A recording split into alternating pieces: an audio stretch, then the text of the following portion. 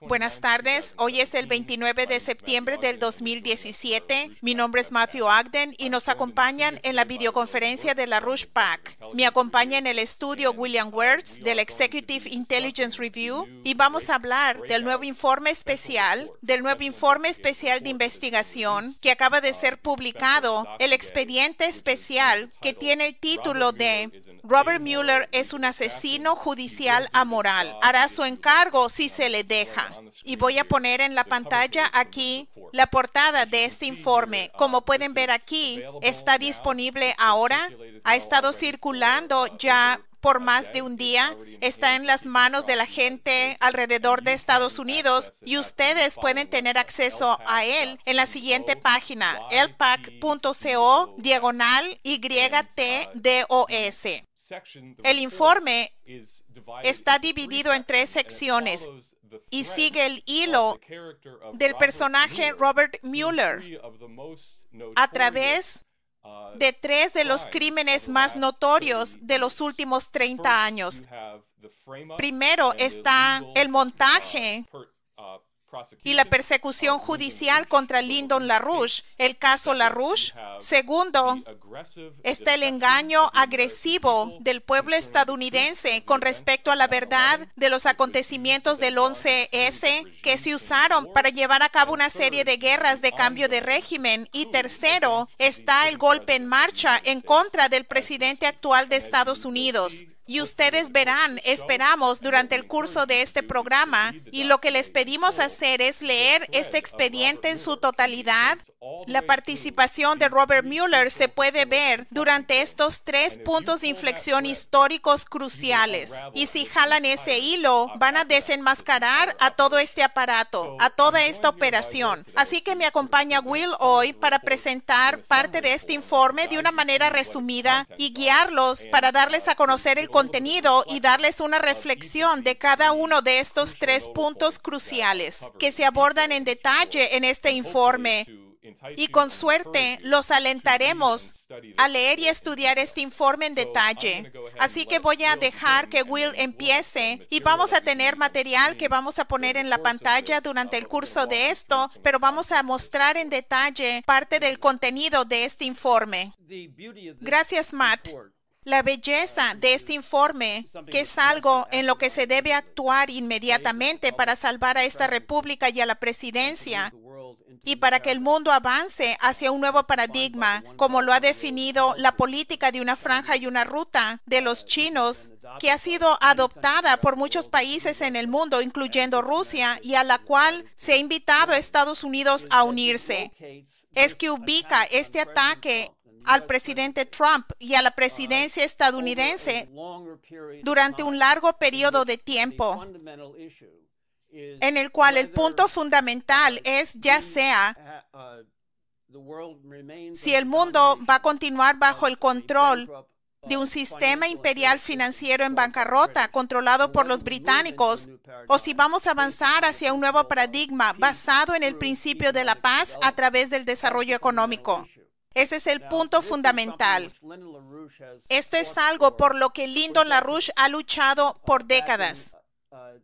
En 1971, el 15 de agosto, él muy claramente planteó la alternativa para la humanidad y también para este país. Cuando Nixon anunció la fase 1, la fase 2, y el desmantelamiento del sistema de Bretton Woods que Franklin Roosevelt había implementado después de la Segunda Guerra Mundial. Lo que dijo en ese entonces es que tenemos una alternativa. La alternativa es adoptar una política de desarrollo económico a escala mundial. O vamos a enfrentarnos al esfuerzo de imponer una política económica fascista shaktiana que provocaría la muerte en masa en todo el planeta. Y por política shaktiana me refiero a Hjalmar Schacht, el ministro de Finanzas de Adolfo Hitler, que fue llevado al poder por gente como John Foster Dulles y los británicos. Ahora, lo que LaRouche hizo en la década de los 1970, después de esa evaluación, fue que él planteó varios programas de desarrollo absolutamente cruciales. En 1975, él promovió la creación de un banco de desarrollo internacional. Más adelante, él pidió que se creara un banco nacional en Estados Unidos, al estilo del primer Banco Nacional de Alexander Hamilton. Él planteó programas de desarrollo para la zona de la cuenca del Pacífico y del Océano Índico. Él planteó un programa llamado Operación Juárez para el desarrollo de México como un modelo para las relaciones de norte a sur, mediante el intercambio del petróleo mexicano por la tecnología estadounidense. Él más adelante propuso los programas para el puente terrestre eurasiático en colaboración con su esposa Helga Sepp LaRouche, que más tarde se convirtió en el puente terrestre mundial. Y los británicos se oponían totalmente a esta política, absolutamente. Lo que vamos a ver es que esta ha sido la lucha durante el periodo de la década de los 1970 y 1980 y durante el periodo del 11S hasta el ataque de hoy en día en contra de la presidencia de Trump. Ha sido una lucha entre el imperio británico que ha intervenido en Estados Unidos para evitar que Estados Unidos avance en la dirección en que Lyndon LaRouche ha intentado dirigirlo. Y está al borde de dirigirlo hoy día, que es por lo que los británicos tienen tanto miedo. En la década de 1980, Lyndon LaRouche jugó un papel crucial en darle forma al nuevo gobierno de Reagan. Él fue el autor de la iniciativa de defensa estratégica que Reagan más adelante anunció en marzo de 1983. Él también se opuso a los británicos en la Guerra de las Malvinas e hizo un llamado para que se implementara la doctrina Monroe en contra de la política colonial británica ahí. Como resultado, en 1982, él se reunió con Indira Gandhi. Él y su esposa se reunieron con Indira Gandhi en abril de 1982 para hablar del desarrollo del subcontinente indio y de la cuenca del Pacífico. Él se reunió en mayo de 1982 con José López Portillo para hablar de la Operación Juárez. Como respuesta a esto, lo que pasó es que en agosto de 1982, Henry Kissinger le mandó una carta al director del FBI, William Webster, pidiendo que investigara a Lyndon LaRouche por el supuesto hostigamiento de Kissinger por ser un agente británico. También el gobierno británico mandó una carta al FBI el 27 de agosto de 1982 pidiendo que se investigara a Lyndon LaRouche y a su asociación. El 24 de septiembre de 1982, el FBI, a través del jefe de contrainteligencia James Noland, le respondió a los británicos. De hecho, tenemos ese memorándum del FBI a través de una publicación de la FOIA que vamos a poner en la pantalla. Aquí está, y pueden ver ustedes la cita que Will les va a leer. Muy bien, lo que esto dice es, esto es de James Noland al gobierno británico. Quisiéramos reiterar nuestra conclusión, que aunque muchas de las actividades de hostigamiento del NCLC, que era la organización de Lyndon LaRouche, y los temas promovidos por las publicaciones del NCLC, tales como la EIR, Executive Intelligence Review, son a menudo propicios a la desinformación soviética y a los intereses de la propaganda, no hay una prueba directa de que los soviéticos están dirigiendo o financiando a LaRouche o a su organización. Sin embargo, es completamente posible que los soviéticos hayan desarrollado o tal vez estén desarrollando fuentes en el NCLC que están en la posición de presentar ideas inspiradas por los soviéticos en las actividades y las publicaciones del NCLC. Es muy posible que los soviéticos van a intentar beneficiarse o aprovecharse de los sentimientos del NCLC que son paralelos o que promueven los objetivos políticos extranjeros soviéticos. Y luego él concluye, para su información, bajo las directrices de seguridad doméstica establecidas por el fiscal general, el FBI no tiene una investigación activa de Lyndon LaRouche o del NCLC.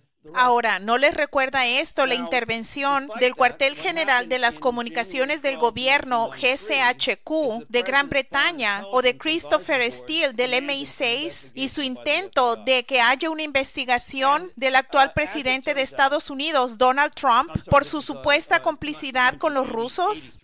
A pesar de eso, lo que sucedió el 12 de enero de 1983 es que la Junta Asesora de la Inteligencia Exterior del presidente exigió que el FBI hiciera una investigación. Robert Mueller entra en la escena en 1982. Él se unió al personal del fiscal federal William Weld en Boston en 1982. Después de las elecciones de 1984, William Weld inició una investigación de LaRouche y en 1986, Mueller reemplazó a Weld cuando George Bush nombró a Weld. De hecho, Ronald Reagan era el presidente, pero bajo la influencia de George Bush padre, para que encabezara la división criminal del Departamento de Justicia. Luego Mueller trajo a un John Markham para llevar a cabo la persecución judicial de Lyndon LaRouche que empezó en Boston. Después de una redada que se llevó a cabo en Leesburg, Virginia, en la Oficina Nacional de LaRouche el 6 de octubre de 1986, en la cual hubo la amenaza y efectivamente un plan para intentar llevar a cabo el asesinato de Lyndon LaRouche. Este intento fue frustrado, pero la persecución judicial continuó hasta finales de la década de 1980. Ahora, esta persecución judicial era típica de la corrupción de Mueller. Por ejemplo, en Boston mismo, el juicio terminó en un juicio nulo después de que se reveló la mala conducta del gobierno. Y el jurado contó los votos después, habiendo solo escuchado el caso completo de la fiscalía, y dijo unánimemente que los hubiera declarado no culpables. El juez en ese caso hizo la siguiente declaración, que hubo mal proceder sistemático del gobierno por parte del fiscal acusador, que fue Robert Mueller. Luego el caso se llevó a Virginia y lo que hicieron ahí fue que tenían a un juez en el llamado Rocket Docket que hizo imposible para que los acusados presentaran el hecho de que el gobierno ilegalmente había puesto a las compañías vinculadas con LaRouche en una bancarrota involuntaria. Y este era un factor muy importante que socavaba la defensa en ese caso. Después de que el caso resultó en condenas, el juez de quiebras Martin Bostetter dictaminó que la bancarrota era un fraude constructivo a la corte. Ramsey Clark fue el abogado de Lyndon LaRouche en la apelación, y lo que él dijo fue: vamos a poner esta cita en la pantalla también. Tenemos la cita de Ramsey Clark. Lo que Ramsey Clark dijo fue que el caso LaRouche representa una gama más amplia de artimañas deliberadas y mala conducta sistémica durante un periodo de tiempo más largo usando el poder del gobierno federal que cualquier otra persecución judicial por parte del gobierno de Estados Unidos en mi tiempo y a mi conocimiento. Más adelante, en un caso derivado en el estado de Nueva York, Stephen G. Crane, el juez de la Corte Suprema del estado de Nueva York, dijo que las acciones de los fiscales federales plantean una conclusión de una conspiración para detener a estos acusados a cualquier costo. Esto no es solo un juez, estamos hablando de al menos dos jueces, un juez de quiebras y el ex procurador general de Estados Unidos, Ramsey Clark, que efectivamente denunciaron al llamado honesto Robert Mueller por llevar a cabo una de las persecuciones judiciales más increíblemente corruptas en la historia de Estados Unidos. Ahora, si consideramos el periodo del 11S, Lyndon LaRouche fue injustamente encarcelado por este aparato que fue creado por los británicos y que fue llevado a cabo por el gobierno de Bush. Bush fue presidente en el momento del juicio y la sentencia. LaRouche salió de la cárcel y continuó su lucha por una política de desarrollo económico, pidiendo por un nuevo sistema de Bretton Woods para reemplazar el sistema que Nixon había abandonado en 1971.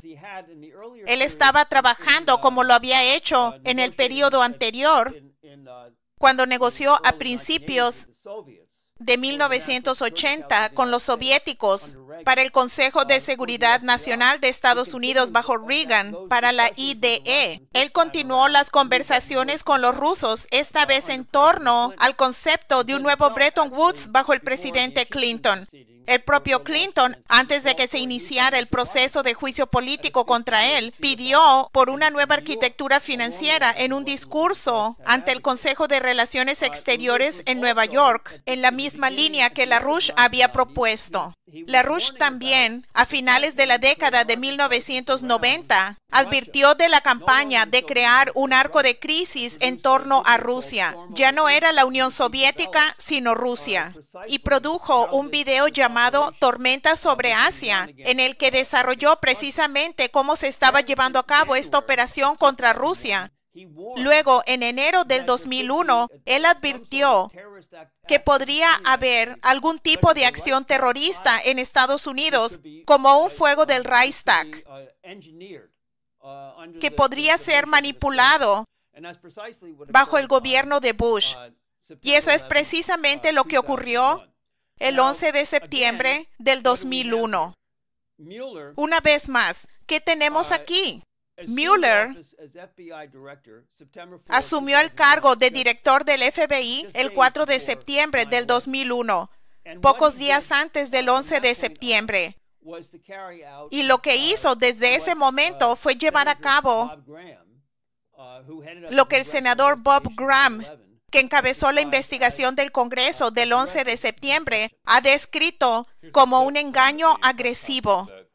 Aquí hay un video de la conferencia de prensa que Bob Graham hizo hace un poco más de un año en el Club Nacional de Prensa, donde él habla del papel que el FBI tuvo en obstaculizar la investigación del Congreso sobre el 11S, tanto en términos de los detalles con respecto a San Diego, y esto es lo que las 28 páginas contienen, pero también en un caso aún mayor de encubrimiento, los detalles de la célula ubicada en Sarasota, Florida. Así que escucharán a Bob Graham hablar de lo que él llamó más allá del encubrimiento, sino una campaña de engaño agresivo en contra del pueblo de Estados Unidos.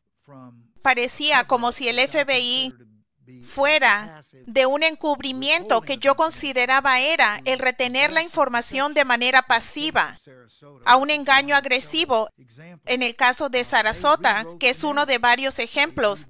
Reescribieron la narración. Dijeron, terminamos la investigación y no hemos encontrado conexiones, cuando en sus propios archivos escritos por su propio agente especial, que era de la oficina de Tampa, por cierto, tenían información contraria. Ellos entonces han continuado ocultando esa información al público, aparte de las 80,000 páginas. Yo considero que eso justifica la categorización de ser un engaño agresivo. Así que luego más tarde en la misma conferencia de prensa que pueden ver en su totalidad aquí en lpac.co/Graham-Press-Conference. Pero más tarde en la misma conferencia de prensa habló sobre cómo el subdirector del FBI lo detuvo a él y a su esposa en el aeropuerto de Dulles y les advirtió que dejaran de buscar la verdad sobre cuál era el contenido de esos documentos sobre las conexiones saudíes al 11S. Así que este es un corto video donde habla de esa advertencia del FBI a él y a su esposa. Me han preguntado, ¿por qué haces esto? 15 años después, ¿qué diferencia hace esto? Busca oficio. Me lo dijo el subdirector del FBI. Solo una segunda pregunta. A usted prácticamente lo acosó el FBI cuando trató de ahondar su investigación. Desde que lo hizo público, ¿ha oído hablar de alguien que recibió ese tipo de tratamiento del FBI? No. Esta fue una situación que ocurrió en el 2011, cuando toda esta información sobre Sarasota estaba empezando a salir. Mi esposa y yo volamos de Miami a Dulles para pasar el Día de Acción de Gracias con nuestra hija que vive en Great Falls. Fuimos recibidos en el aeropuerto por 2 agentes del FBI. Dijeron que un funcionario del FBI quería hablar conmigo sobre la situación de Sarasota. Bueno, esto me animó, sintiendo que tal vez algunas de las preguntas que habíamos hecho ahora iban a ser contestadas. Así que manejamos con los 2 agentes del FBI a la oficina en Dulles que el FBI tiene. Pusieron a mi esposa en un cuarto y le dieron el manual de entrenamiento del FBI para que se entretuviera. Si quieres conocer algunos aspectos secretos del entrenamiento del FBI, ella está totalmente preparada. Me llevaron a otro cuarto con el subdirector del FBI, una joven agente del FBI y un abogado de mediana edad del Departamento de Justicia. Esencialmente, el mensaje fue: hemos hecho una investigación completa, todo lo que se sabe se conoce y usted necesita ocuparse de algo. Le señalé lo que él no sabía, que era que yo de hecho había leído 2 de los informes de investigación de su agente, lo que contradecía lo que habían dicho públicamente y lo que acababa de decirme en privado. Y él dijo: oh, usted no entiende. 1, él no era un agente muy bueno. Quiero decir, la idea de que ha habido una investigación del FBI en su historia que fuera tan importante para el pueblo estadounidense como el conocimiento completo del 11S y el hecho mismo de que ellos dijeran que enviaron a dirigir una investigación sobre lo que yo considero un componente importante del cuadro total a alguien que ellos dijeron que era una persona menos capaz. Eso fue revelador. Y luego procedió a decir, y tenemos otra información que pone lo que leíste en contexto. Y verás que de hecho, lo que hemos dicho es verdad. Así que le dije, bien, podría ver la información que lo pondrá en contexto, y señaló a la joven agente y le ordenó que reuniera los archivos. Acordamos la fecha para reunirnos en la oficina del FBI del Distrito de Columbia. Así que unos días más tarde me presenté a nuestra reunión preparado para leer estos archivos. El subdirector estaba allí y dijo que se canceló la reunión y no la vamos a reprogramar. Y, dado que sabía quién era el agente que fue descrito como un agente menos capaz, y yo le llamé para tratar de hablar con él, y él dijo, y sé que has estado llamando al agente X, deja de llamarlo, porque le dije que no tomara tus llamadas. y esta fue la última reunión de carácter oficial que tuve con el FBI.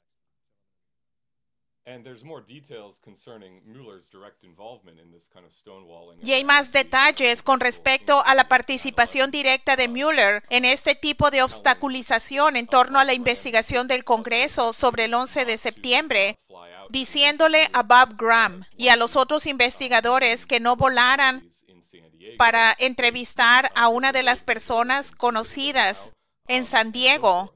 Desobedecieron esas órdenes y lo hicieron de todas maneras, pero entre paréntesis, inmediatamente después de esta conferencia que Bob Graham hizo en Washington, D.C., en el Club Nacional de Prensa, estalló una pelea en torno a la llamada ley HASTA, Justicia contra los Patrocinadores del Terrorismo, que permitiría a las familias del 11 de septiembre demandar a Arabia Saudita por su papel en el financiamiento y la coordinación de los ataques del 11S. Justo ayer se cumplió el primer aniversario de esa gran victoria. Lo pueden ver en la pantalla aquí, que el Senado anula el veto de Obama de esta ley HASTA, lo cual fue absolutamente dramático. Esta fue una manifestación en frente de la Casa Blanca, de las familias del 11 de septiembre y de activistas que le pedían al Congreso anular el veto de Obama. Y luego, este es un artículo en uno de los periódicos de Capitol Hill, el Senado dispuesto a anular el veto de Obama.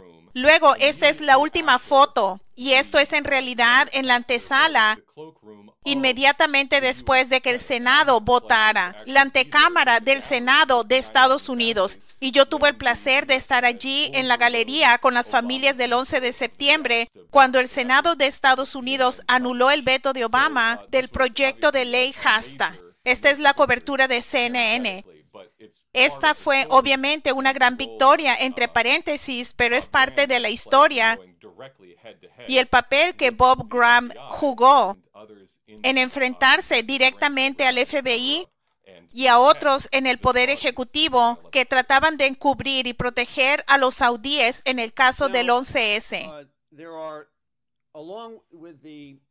Ahora, junto con la declaración de James Noland que leí antes, en respuesta a la solicitud del gobierno británico en 1982 para que se investigara a Lyndon LaRouche, hubo otros dos documentos que fueron desclasificados.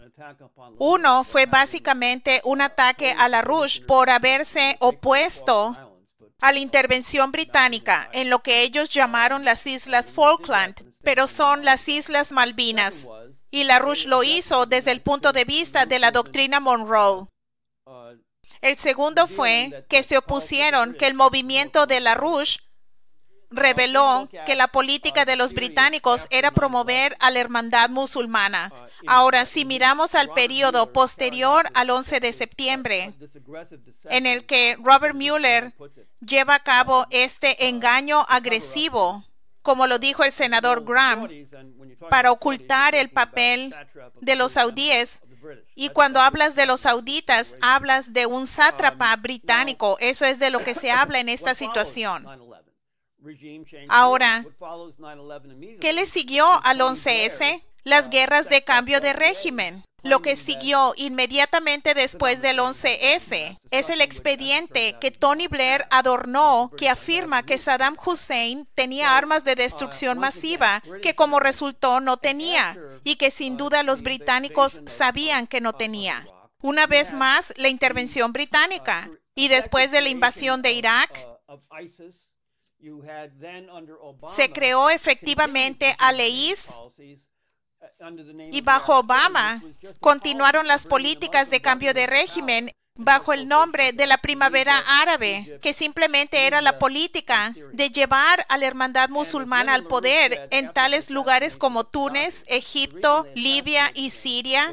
Y como dijo LaRouche, después del asesinato de Gaddafi, la razón por la que lo asesinaron es que tenían prisa para avanzar a Siria como parte de lo que él había descrito antes como la tormenta sobre Asia, que es un esfuerzo para rodear a Rusia y para asegurarse de que no surja un nuevo paradigma.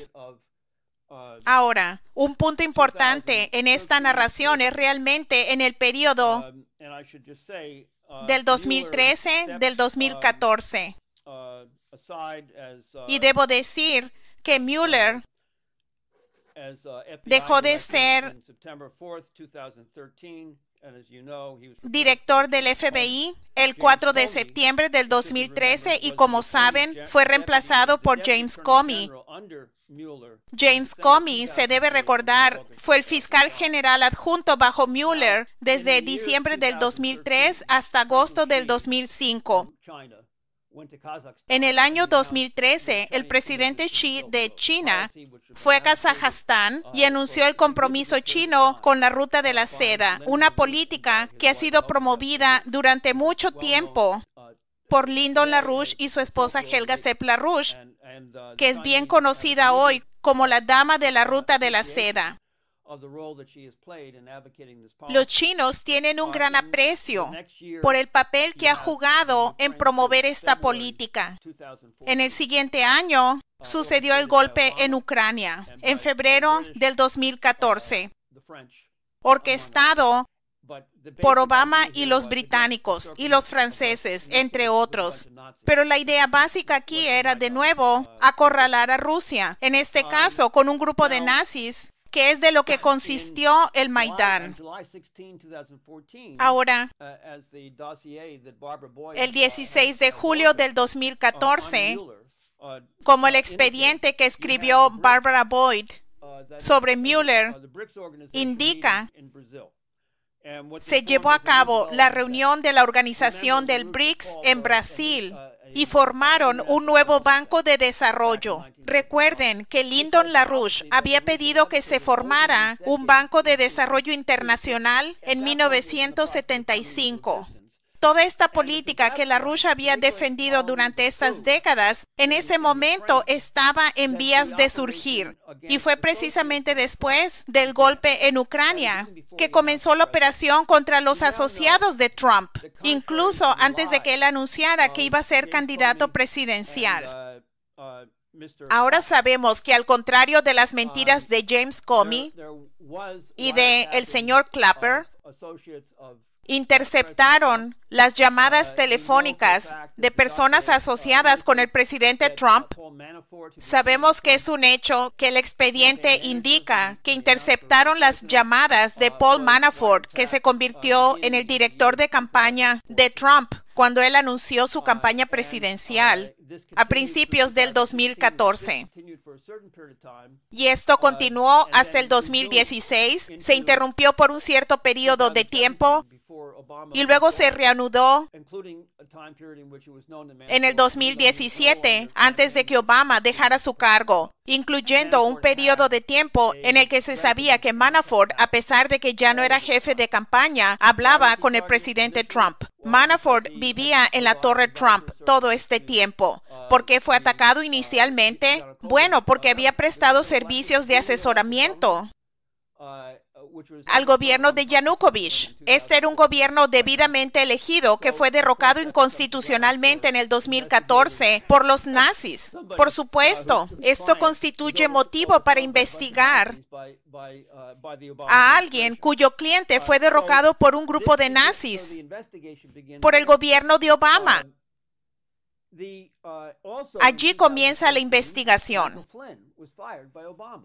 También en el 2014, Obama corrió a Michael Flynn. ¿Por qué? Porque se opuso a la política de Obama de la primavera árabe, que dio origen al ISIS. Michael Flynn lo dijo en ese momento. Así que pueden imaginar que es quizás el caso que la vigilancia de Michael Flynn comenzó en ese momento también.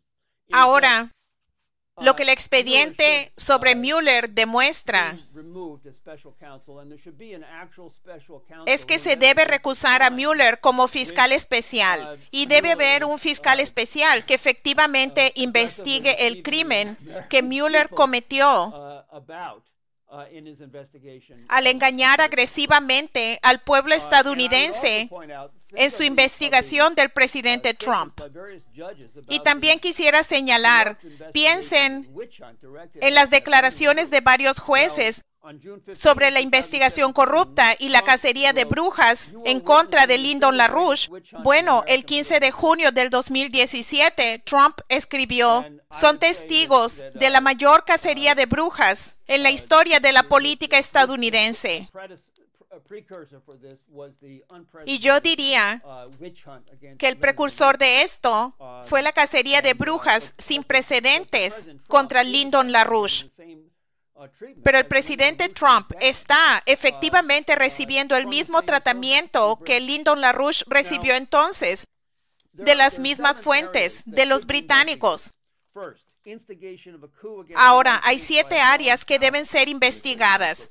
Primero, el promover un golpe de Estado en contra de Estados Unidos. Podemos poner esto en la pantalla aquí. Tenemos la lista de los 7 delitos reales. So, although the charge is that President Trump colluded with Así que, aunque el cargo es que el presidente Trump estaba en connivencia o personas asociadas con él estaban en connivencia con los rusos, el hecho es que todas las pruebas demuestran que toda esta operación fue creada por los británicos y llevada a cabo por los títeres en la comunidad de inteligencia bajo el presidente Obama, quien en particular estaba muy feliz cada vez que visitaba el Palacio de Buckingham. Ahora, ¿qué tenemos como evidencia? Bueno, el Guardián informa que ya en el 2015, poco después de que Trump anunciara que sería candidato presidencial, que los británicos comenzaron a vigilar a Trump y a sus asociados.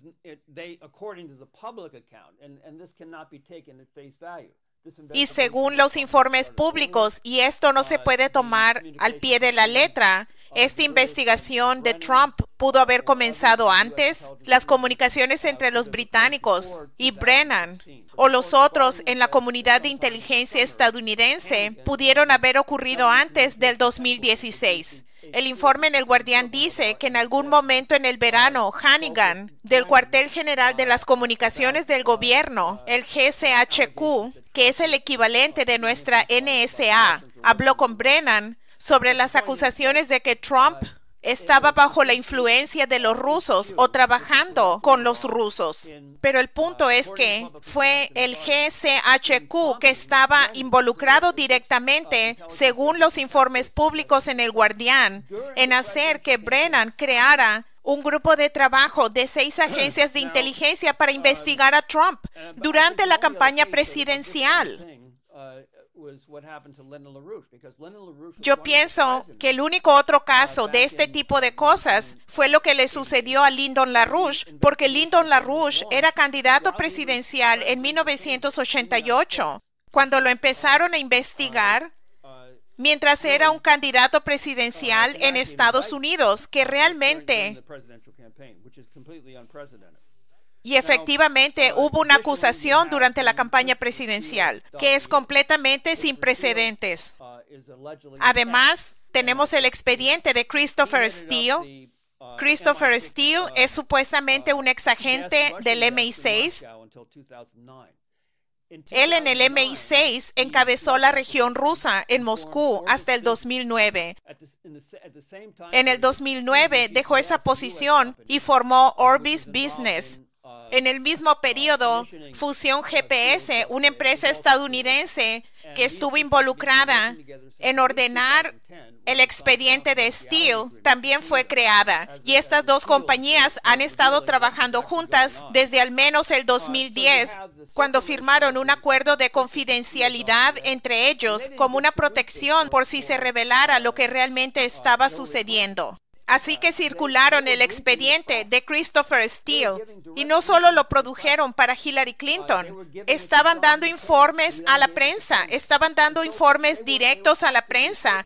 Se lo dieron a John McCain, que entonces se lo dio a Comey, etc. Estaban circulando activamente esta inteligencia no verificada, esta llamada inteligencia en contra de Donald Trump, que era un candidato presidencial, que luego se volvió presidente. Y es muy importante entender que Christopher Steele es oficial que trabajó con la Unidad de Delito Organizado Eurasiático del FBI en Nueva York desde por lo menos el 2010. El ex jefe de la Unidad de Delito Organizado Eurasiático del FBI en la ciudad de Nueva York no es otro que Andrew McCabe, quien durante un tiempo, después de que Comey fuera despedido, era director interino del FBI y sigue siendo subdirector del FBI. Y se cree que McCabe era la persona que estaba trabajando muy estrechamente con Christopher Steele. Salió a la luz, por ejemplo, que el FBI efectivamente ofreció pagarle a Steele $50,000 para continuar con su investigación, aunque el FBI ha estado obstaculizando los detalles sobre eso. Así que lo que tenemos aquí es completamente una operación británica dirigida contra Trump y sus asociados. Y voy a llegar a esto en términos de las interceptaciones telefónicas. Y también se cree que el expediente de Christopher Steele proporcionó la guía para la investigación del FBI y también pudo haber sido utilizado para obtener la autorización de vigilancia de FISA en contra de gente tal como Manafort. Ahora, el segundo crimen es la denuncia falsa de un delito, y eso es precisamente lo que ha ocurrido en el caso de la acusación de que los rusos hackearon a Podesta y al CND. Numerosas fuentes han documentado a fondo de que esto fue una filtración de un informante y no un hackeo de los rusos. La prueba más definitiva de esto es el memorándum presentado por los veteranos profesionales de la inteligencia para la cordura, los VIPs, y ellos son exagentes de alto nivel del NSA, exagentes de la CIA como William Binney y Ray McGovern. Ellos probaron mediante análisis forenses que no pudo haber sido un hackeo a través de la Internet, que tuvo que ser una filtración de algún tipo de dispositivo de memoria debido a la velocidad implicada. Le presentaron esto a Mueller y no ha hecho nada al respecto. Se lo presentaron al presidente con la idea de que le pida a Pompeo de la CIA que llegue al fondo de esto. No sabemos si se ha hecho algo en este sentido. También mostraron de que por lo menos el hackeo que alega haber hecho Guccifer 2, que falsamente fue atribuido a los rusos, fue de hecho cortar y pegar para poner el idioma ruso en las huellas del supuesto hackeo. Esto es algo que la CIA tiene la capacidad de hacer bajo Brennan. Se le llama Marble Framework. Assange de Wikileaks ha negado que esto vino del gobierno ruso. Recientemente, él se reunió con el congresista Dana Rohrabacher y dijo que estaba dispuesto a dar testimonio que definitivamente establecería que esto no fue un hackeo y que los rusos no le dieron esto. Rohrabacher ha tratado de reunirse con Trump para presentarle estas pruebas, pero según él, el personal de la Casa Blanca no se lo ha permitido. Craig Murray, el ex embajador de Gran Bretaña en Uzbekistán, ha dicho que fue una filtración y que él lo sabe personalmente porque se reunió con una persona que dijo que él había hecho la filtración. Seymour Hersh. Lo grabaron en una discusión sin que él supiera que lo estaban grabando e indicó que tenía fuentes que le dijeron que Seth Rich un técnico en computación del CND, podría haber sido la persona que realizó la filtración. Así que toda esta información no se está tomando en cuenta al continuar con la narración de que se trató de un hackeo ruso y se supone que se debe creer eso. Entonces, está el tercer crimen, que es el intento de ponerle una trampa a Donald Trump, hijo, Manafort, y a Jared Kushner, entre otros, en una reunión de la Torre Trump. La mano británica está en todo esto. La persona que organizó la reunión y envió los correos electrónicos a Donald Trump, hijo, que falsificó el propósito de la reunión, fue un Ron Goldstone, un ciudadano británico. También debe señalarse que un William Browder, que dio testimonio ante el Congreso, en este caso en contra de fusión GPS, porque estaban llevando a cabo cabildeo en contra de la ley Magnitsky, que fue el tema de la discusión en la Torre Trump. Esta persona renunció a su ciudadanía estadounidense en 1989 y se convirtió en un ciudadano británico. Así que lo que enfrentamos aquí es una operación británica completamente. Es transparente que ese es el caso, pero este fue un intento deliberado de tratar de establecer una situación que involucrara a los círculos inmediatos de Trump, de intentar obtener información sobre Hillary Clinton, supuestamente proveniente de los rusos. La cuarta área: filtraciones de inteligencia criminales del gobierno de Obama. Esto tiene que ver con las revelaciones, que estaba completamente fuera de control, o supongo que se podría decir que estaba bajo un control muy directo de los funcionarios del gobierno de Obama. Por ejemplo, se ha revelado que Samantha Power, la embajadora de Obama a las Naciones Unidas, solicitó que se revelaran 260 nombres de ciudadanos estadounidenses en el transcurso del 2016. Ella incluso trató de que hubieran más antes de que Donald Trump tomara posesión de su cargo. ¿Qué razón tenía para pedir la inteligencia desde el punto de vista de estar en la ONU? Susan Rice se sabe que pidió que se publicaran muchas investigaciones. En este caso, sus registros del Consejo de Seguridad Nacional fueron transferidos a la biblioteca de Obama para obstaculizar a la justicia, porque los registros en la biblioteca se sellan por varios años.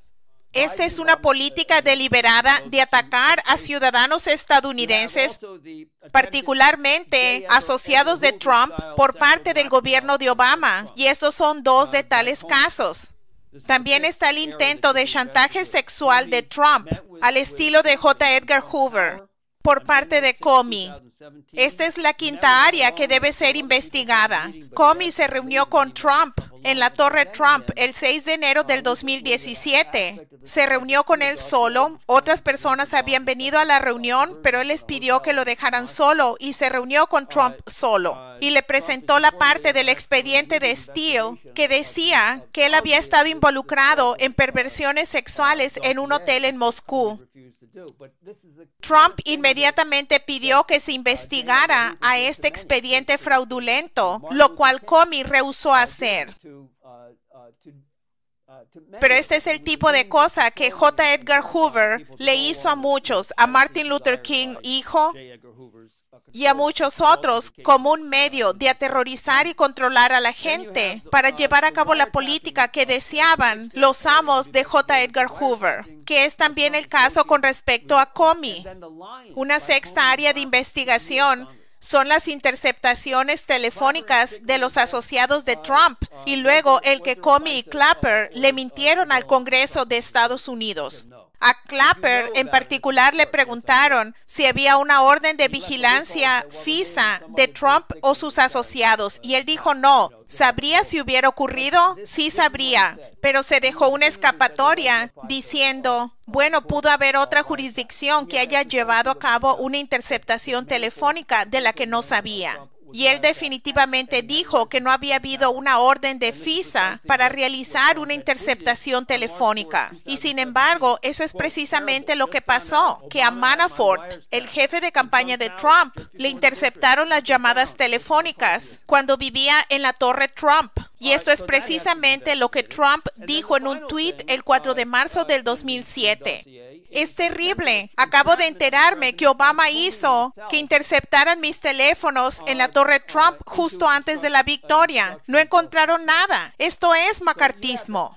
Así que esto debe investigarse. Así que lo último en el expediente es el intento del propio Comey de ponerle una trampa al presidente con un cargo de obstrucción de la justicia. Así que tenemos al director del FBI, que prácticamente es alguien que va a una reunión con micrófonos escondidos y luego regresa con sus amos en el FBI a consultar después de cada visita con Trump. Y luego escribe memorandos que él ilegalmente filtró a la prensa. Y él dijo, de hecho, yo pensé que esto haría que hubiera un nombramiento de un fiscal especial. Así que él tenía la intención de que hubiera un fiscal especial en contra de Trump. En base, una sería alegar que Trump le pidió que no investigara a Michael Flynn. Por supuesto, Trump no le dijo eso, como se indicó. Él simplemente dijo, espero que no sea procesado. Y por supuesto, como se ha indicado, el presidente tiene el derecho de perdonar a alguien. Tiene todo el derecho. Alan Dershowitz, el abogado de derechos civiles y demócrata, ha dicho que tenía todo el derecho de decir lo que dijo. Y el otro aspecto es decir que de alguna manera Trump estaba obstruyendo la justicia al correr a Comey. Así que se estableció el intento de hacer que Mueller pudiera llevar a cabo este tipo de investigación en contra de Trump, usando trampas, mintiendo totalmente. Lo que se tuvo es una cacería de brujas en contra de un presidente de Estados Unidos. No es la primera vez que los británicos han estado involucrados en esto y sus títeres en Estados Unidos. Pero esto es realmente sin precedentes, con la excepción de la cacería de brujas que se llevó a cabo anteriormente contra Lyndon LaRouche. Es hora de que esto se detenga. Este es el punto principal de este expediente. El expediente se debe ver como un arma política en las manos de los ciudadanos estadounidenses. La cuestión aquí es lo que dijo Benjamin Franklin después de que la Convención Constitucional aprobó una constitución. Tenemos una república. La pregunta es, ¿puedes mantenerla? Y la responsabilidad recae en el ciudadano estadounidense de usar este expediente para forzar la cuestión en el país ahora, detener este golpe británico. El nombre completo de Robert Mueller, como indica el expediente, es Robert Swan Mueller III, Swan como cisne. Nuestra intención es hacer que esta operación que él lleva a cabo sea su canto de cisne final. Como vimos en la pantalla ahí, la cuestión que se hace al final de la última sección del expediente es lo siguiente. Nuestras agencias de inteligencia actualmente han instigado un programa de contrainteligencia de medidas activas ilegalmente y en contra de un presidente actual. Esa es la cuestión. Como dice el expediente, un poquito después, es muy claro que un gobierno extranjero ha intervenido para intentar determinar el proceso electoral de Estados Unidos y el proceso democrático en Estados Unidos, y que ese gobierno extranjero es el gobierno británico. Así que si sigues el hilo de Robert Mueller, no solo en los ataques ahora en contra del presidente Trump, pero si lo sigues al encubrimiento agresivo de los acontecimientos del 11S o incluso la persecución judicial y la cacería de brujas en contra de Lyndon LaRouche en la década de 1980, y verán que si jalan este hilo, va a revelar mucho más. Así que este expediente, yo pienso, sigue este hilo de una manera muy clara a través de estos puntos de inflexión cruciales en la historia reciente de nuestra nación. Y el llamado a la acción es obviamente tener acceso a este expediente y circularlo lo más ampliamente posible. Will, tú hiciste el punto que el contexto de todo esto es mucho más importante que incluso todos los mecanismos a través de los cuales se llevaron a cabo estos crímenes. El contexto es que revela y desenmascara el verdadero motivo de todo este proceso. Y creo que si tomamos las conexiones entre este expediente que elige 1982 como un año crucial para examinar las actividades de Lyndon LaRouche en ese momento, la reunión con López Portillo, su reunión con Indira Gandhi, la propuesta de la iniciativa de la defensa estratégica y la creación de Operación Juárez. Y si trazamos esto hacia adelante al anuncio en el 2013 de Xi Jinping de la nueva ruta de la seda, del puente terrestre mundial y la nueva institución financiera internacional de desarrollo que eso representa, esto es lo que unifica todo este periodo de la historia. Y a pesar del intento una y otra vez de descarrilar al ferrocarril de la historia mundial, hemos llegado a un punto donde esta es la dinámica predominante en el planeta y los intentos de tratar de sabotearla y de socavarla continúan fracasando. Este es el último intento de hacer esto, pero para mirar cuál es el motivo, tal vez nos puedas decir un poco más sobre cuál es el contexto de esto.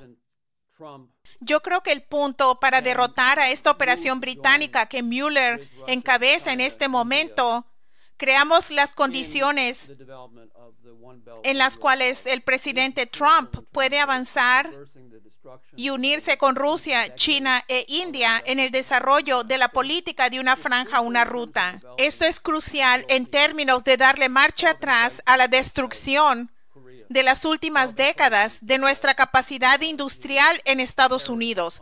Es crucial en términos de desarrollar la paz mundial, de resolver crisis como en Corea, de resolver crisis tales como los ataques terroristas en el Medio Oriente y en el norte de África en particular. La colaboración es crucial. Trump ha indicado que quiere avanzar con tal colaboración.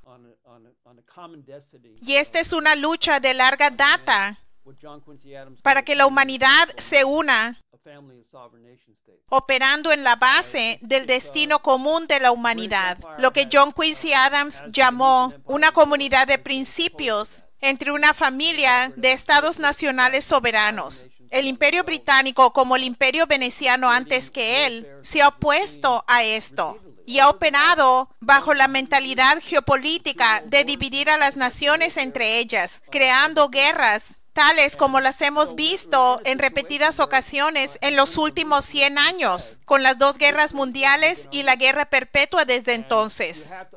Así que tenemos una situación, como Lyndon LaRouche dijo recientemente, la victoria está a nuestro alcance. Y debes entender este amplio arco de la historia para poder apreciar qué está ocurriendo en los llamados asuntos contemporáneos. No es lo que se ve a la vista. Es una cuestión más amplia. Tenemos una crisis financiera en el mundo. El sistema está sobresaturado y listo para estallar. Los problemas del 2008 nunca se resolvieron. Y tenemos la solución entre nosotros, que es el nuevo paradigma. La paz basada en el desarrollo económico, la cooperación entre las naciones con el propósito de promover, como dice nuestra Constitución, el bienestar general, no solo de nuestra población, sino de la población de todo el planeta. Y creo que esa es la cuestión entre la política del Imperio Británico, de la geopolítica, en contra de la política de una comunidad de principios entre las naciones soberanas, que es la política estadounidense, que es la política expresada por el presidente Xi de China, de una política donde todos ganan, en contra de la política del juego suma cero. Y yo pienso que el ciudadano estadounidense, como lo concluye este expediente, debe tomar la responsabilidad de circular este expediente. Vamos a hacer un volante y tal vez varios volantes que pueden obtener de nuestra página y luego circular en todo el país para que la gente lea este expediente. No tenemos la capacidad de imprimir un gran número de estos folletos, pero tenemos la versión electrónica que estará disponible en la página de la RUSHPAC. Y haciendo esto, podemos crear las condiciones bajo las cuales no solo se defiende la presidencia de Estados Unidos contra este intento de golpe. Es muy parecido al Maidán en Ucrania. Lo que se intenta ahora mismo, lo que están haciéndole a Trump, se basa casi precisamente en el Maidán que provocó el golpe en Ucrania. Pero más ampliamente que eso, defendiendo la presidencia, tenemos la oportunidad de lograr una geometría diferente en el mundo en su conjunto y crear las condiciones en las cuales podemos avanzar hacia lo que es la misión real de la humanidad, que no es solo desarrollar este planeta Tierra, sino también afirmar el dominio sobre la galaxia y finalmente el universo. Bien, gracias. Quiero poner en la pantalla una vez más la portada de este expediente para que lo vean y tendremos el enlace en la pantalla. Pueden tener acceso a este expediente en lpac.co/YTDOS. Esto quiere decir YouTube Dossier. Y de nuevo, el título es Robert Mueller es un asesino judicial amoral, hará su encargo si se le deja. Verán que este informe es fascinante. Van a aprender mucho de la historia de este país de los últimos 30 a 35 años que no conocían, se los garantizo. Y van a saber qué es lo que está pasando ahora mismo. Hay mucho más de lo que se percibe. Muchas gracias por acompañarme, Will. Y gracias por sintonizarnos. Y les pido que lean el expediente y lo circulen lo más ampliamente posible. Manténgase sintonizado a larushpac.com.